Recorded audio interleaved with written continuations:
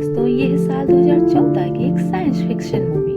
Film का नाम है द सर्वाइवल। ये फिल्म लो बजट की है, इसलिए इससे ज्यादा एक्सपेक्टेशन ना रखें। कहानी में इंसान एक नए ग्रह को ढूंढने के लिए अंतरिक्ष में निकल जाते हैं, जहाँ से वो आबाद हो सके, मगर एक बम हॉल से गुजरने के बाद वो एक अलग ही दुनिया में पहुंच जाते हैं। तो आइए फिल्म की शुरुआत में एक लड़की को दिखाते हैं जो काफी ऊंचाई से गिर रही थी। इस लड़की का नाम है कैट।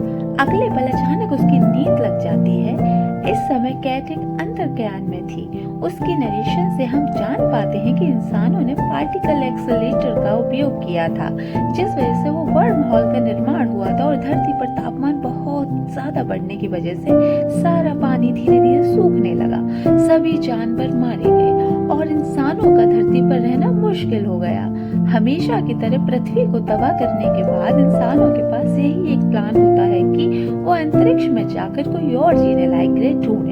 और इस तबाही के बाद 7 विशाल अंतरिक्ष यान भेजे गए और इस बात को अब 40 साल गुजर चुके थे। आज कैट का जन्मदिन था और वो 21 साल की हो चुकी थी। उसने धरती के बारे में सिर्फ कहानियां ही सुनी थी। कैट हर दिन अपने साथियों के साथ ट्रेनिंग करती थी ताकि वो हमेशा आने वाले खतरों के लिए तैयार रहे, और यही एक चीज थी जो कैट को जीने की उम्मीद दे रही थी। यह एक सिमुलेशन था जिसमें बिल्कुल धरती जैसा ही माहौल होता है। यहाँ आप कैप्टन जैक को देखते हैं जो कि सबको ट्रेन कर रहे होते हैं। सिमुलेशन के बाद कैट अपने कैप्टन से पूछती है कि हम वर्म हॉल से कब गुजरने वाले हैं। अंतरिक्ष में एक ग्रह दूसरे ग्रह तक पहुंचने में लाखों साल लग जाते हैं, मगर एक वर्म हॉल ये चंद सेकंड में ही पार कर जाता है। लेकिन इसके लिए एक सही वर्म हॉल ढूंढना बहुत जरूरी है, वरना ये काफी खतरनाक हो सकता है। कैप्टन उसे समझाता है कि हमें सब कुछ बहुत सोच समझ के करना होगा। सभी कैलकुलेशंस के बाद ही हम कोई फैसला ले सकेंगे। कुछ दिन बाद कैप्टन अपने क्रू को ये खबर देता है कि हाल ही में उन्हें ग्रह मिला है और वो एक स्काउट शिप वहाँ भेज रहे हैं जो वर्म हॉल से होकर गुजरेगा। कुछ लोग स्काउट शिप में जाने वाले थे जिन्हें कैप्टन ने चुना था। अगर उस ग्रह में सब सही हुआ तो वो लोग वहीं रहने का फैसला कर लेंगे। 40 साल के बाद उन्हें एक ऐसी उम्मीद मिल चुकी थी इसलिए वह लोग हर हाल में वहां जाने के लिए तैयार हो जाते हैं। कुछ दिन बाद उनका स्काउट शिप एक टीम को लेकर उस वर्म हॉल के ओर निकल पड़ा। कैट कैप्टन से पूछती है कि धरती के बारे में उन्हें सबसे ज्यादा क्या पसंद था, तो जैक बताता है कि वहाँ हवा साफ थी और वहाँ की खुशबू ही अलग थी। वो अपने बचपन के बारे में बताने लगता। ये बातें सुनकर सभी काफी इमोशनल हो गए और कुछ समय के बाद वो लोग वर्म हॉल में एंटर करते हैं। सब कुछ ठीक चल रहा था, मगर फिर अचानक से इनका शिप डूबने लगा। कुछ लोग समय रहते शिप से निकल जाते हैं, जिनमें कैट भी शामिल होती है। ये ग्रह के ऑर्बिट में थे। कैट तेजी से नीचे गिर रही होती है, जो कि बिल्कुल उसके पूरे सपने जैसा था। गिरने से पहले कैट अपना पैरासूट खोल लेती है और सीधा एक नदी में जाकर गिरती है। शुरू में उसे तैरने में दिक्कत हो रही थी क्योंकि उसे इतना पानी कभी सिमुलेशन में नहीं देखा था, लेकिन फिर वो अपनी ट्रेनिंग को याद करके किनारे तक पहुंच गई। ये ग्रह हूबहू पृथ्वी जैसा ही था। जब कैट पानी में गिरी उसे किसी ने देखा। ये लोग भी इंसान ही थे जो इस ग्रह पर रहते थे, मगर ये इतने सिविलाइज नहीं थे कि पुराने जमाने की तरह ही कबीलों में रहा करते थे। इन्होंने देख लिया था कि पानी में कोई गिरा है। इन्हें डर था कि वो इन्हें मारने आए होंगे, इसलिए सब फैसला करते हैं कि वो उसे पहले ही मार देंगे। हाँ, इनका एक साथी इस फैसले के खिलाफ था, मगर कबीले का सरदार उसे चेतावनी देता है कि अगर उसने बात नहीं मानी तो वो खुद मारा जाएगा।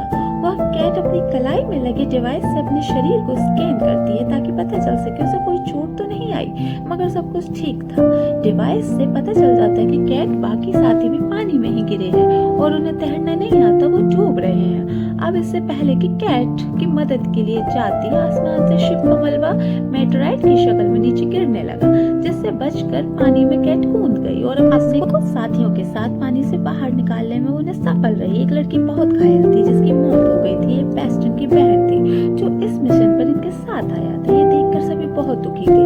कैट कैप्टन के बारे में पूछती है, लेकिन किसी ने उनके बारे में जानकारी नहीं दी थी। तभी वहाँ आदिवासी उन पर हमला कर देते हैं। इससे पहले कि कैट को समझ पाती, उसे मारकर बेहोश किया जाता है।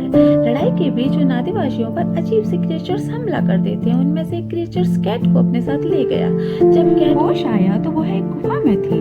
उसे थोड़ी बहुत चोट भी आई थी, पर वहाँ पर एक ग्लव होता जो वो पहन लेती। असल में वो क्रिएचर्स भी गुफाओं में ही रहते थे। ये इंसानों और एलियंस का हाइब्रिड थे। दिखने में ये काफी भयानक और इंसानों से कई गुना शक्तिशाली भी थी। जो क्रिएचर कैट को इस गुफा में लाया था उसने कैट को मारा नहीं था, वो अब भी वहाँ था। कैट शल चलाकर उसे डराने की कोशिश कोशिश करती है और फिर उस स्कूबा से निकल जाती है। इसके बाद वो अपनी टीम से संपर्क करने की कोशिश करती है, लेकिन उसे कोई भी जवाब नहीं मिलता। वो हिम्मत नहीं हारती, ऊंची जगह जाकर वह आखिरकार वो अपनी टीम से संपर्क साध ही लेती। उसका संपर्क कैप्टन से हो गया था, जो अभी भी जिंदा थे, इकाई में पड़े थे मगर घायल थे। उनका एक पैर टूट चुका था, इसलिए कैट को उसकी मदद के लिए जाना ही होगा। मैप के हिसाब से कैप्टन 7 किलोमीटर की दूरी पर थे। पैदल वहां पहुंचने में 2 से 3 दिन लगने वाले थे। वैसे भी इनका मैनशिप अभी भी अंतरिक्ष में था। इन्हें एक सिग्नल भेजना होगा, तभी वो इनकी मदद के लिए आ सकते हैं, वरना तो इन्हें कभी भी कोई ढूंढ नहीं पाएगा। ये डिवाइस उनके स्काउट शिप पर भी थी। कैट का वो भी बाकी हिस्सा उसे ढूंढना था। वो अपनी मंजिल की ओर रवाना हुई और रास्ते में उसे खाने के लिए कुछ बेरीज मिली और कुछ था ही नहीं, इसलिए मजबूरन उसे बेरीज खानी पड़ी। खुशकिस्मती से वो जहरीले नहीं थे। उसे इस बात का अंदाजा नहीं था कि कोई उसका पीछा कर रहा है। उस रात कैरी गुफा में रुकी और रात को बारिश हो गई। कैट के पास कोई हथियार नहीं था, इसलिए एक लकड़ी से वो अपने लिए एक हथियार बना लेती है। अगली सुबह जब वो उठी तो आसपास उन्हें क्रिएचर्स की आवाज सुनाई दी, जो शायद पास में ही थे। इसके बाद कुछ आदिवासियों का पीछा करके उसने उनकी बातें सुनने की कोशिश करी, लेकिन तभी वो लोग उसे देख लेते हैं। वो उसका पीछा करने लगते हैं। कैट किसी तरह खुद से बचकर वहां से भाग गई। एक आदमी पीछे से आकर उसे पकड़ लेता है। वो आदमी शायद उसे कुछ बताना चाहता था, लेकिन कैट को उस पर विश्वास नहीं होता, इसलिए वहां से भाग गई और वो आदमी भी उसे जाने देता है। मगर कुछ आगे जाने पर उनके सामने वही आदिवासी आ गए। कैट ने लड़ाई की ट्रेनिंग भी ली थी, इसलिए वो उन्हें बड़ी आसानी से हरा देती है और उसके हथियार को लेकर वो वहां से आगे बढ़ी। कैट एक खतरनाक चट्टान पर चढ़ने लगी। रात में फिर से वो एक जगह रुकी जहाँ वो कैप्टन से बात कर रही थी। कैप्टन बहुत निराश थे क्योंकि पूरा दिन निकल गया था। वो सिर्फ 8 किलोमीटर का रास्ता ही तय कर पाई थी। अगर ऐसा ही चलता रहा तो शायद वो समय पर कैप्टन तक ना पहुंच सके, मगर कैप्टन उसे हिम्मत देते हैं। अगली सुबह कैट फिर से अपना सफर शुरू करती है। सुबह होने पर उसे कहीं से घोड़ी की आवाज सुनाई देती है, इसलिए उस आवाज का पीछा करती है। घोड़ा एक गुफा में फंसा था, जिससे उसे आजाद कर दिया था। जैसे कि हमने बताया कि ये जगह बिल्कुल पृथ्वी जैसी थी। खैर, राज क्या है वो जल्दी पता चल जाएगा। कैट देखती है कि घोड़ा किसी से डर रहा है। तब वो अचानक उसके सामने एक भयानक क्रिएचर आ जाता है, जो काफी विशाल था और काफी अलग भी था। कैट उस पर वार करती है, लेकिन इन हथियारों से उस पर कोई असर नहीं हो रहा था, इसलिए सही मौका देखकर उसके दिल पर तीर चलाती है, जिससे उसकी वही मौत हो जाती है। एक बार फिर से वो कैप्टन से संपर्क करती है, जो बताता है कि मेरा जख्म मुझे तकलीफ दे रहा है। ब्लड लॉस की वजह से शायद वो जिंदा न बच पाए। ये जानकर कैट पूरी रात सफर करती है और आखिर में वो कैप्टन तक पहुंच गई। उनकी हालत ठीक नहीं थी और ना ही वो चलने के काबिल थे। कैप्टन उससे कहते हैं कि मलबा ढूंढो और उसमें मेडिकल किट भी मिल जाएगा और वो डिवाइस भी, जिससे मैनशिप से संपर्क किया जा सकता है। कैट को यही सही लगा, इसलिए वो जहाज का मलबा ढूंढने निकल गई। रास्ते में उस पर कुछ क्रिएचर्स का हमला हो गया, जिससे बचने के लिए वो एक कड़ी चट्टान पर चढ़ना शुरू कर देती है, लेकिन वो क्रिएचर्स भी उसका पीछा नहीं छोड़ते और चोटी पर पहुंचकर कैट उन पर तीर चलाने लगती है, जिससे एक एक करके वो सभी नीचे गिरकर मर जाते हैं। कैट को भागने का मौका मिल गया था। थोड़ा आगे जाकर शिप का एक हिस्सा मिला, जिसके अंदर से वो मेडिकल टिप और डिवाइस ढूंढ निकालती है। इस डिवाइस की मदद से सिग्नल अपने मेन जहाज को भेज देती है। ये बात उसने अपने कैप्टन को भी बता दी, लेकिन कैट ने देखा कि कैप्टन के पीछे क्रिएचर्स खड़ा है। इसके बाद संपर्क टूट गया। वो समझ गई कैप्टन बहुत बड़े खतरे में है। वो भागकर उस जगह जाती है, लेकिन कैप्टन वहां नहीं थे और वहां बस खून के निशान थे। ये देखकर कैट को बहुत गुस्सा आता है। निशानों का पीछा करते हुए वो आगे बढ़ रही थी, मगर अचानक उस पर एक क्रिएचर्स हमला कर देता है। कैट उससे लड़ने लगी, मगर क्रिएचर्स काफी शक्तिशाली था। उन कबीलों वालों में से एक वहां आदमी आया और कैट की मदद की। उन क्रिएचर्स को मारने के बाद वो वही आदमी जिसने कैट से बात करने की कोशिश की, यह अपने बाकी लोगों की तरह नहीं था, मगर फिर भी कैट वहां से भाग जाती है। भागते समय वो एक ट्रैप में फंस गई।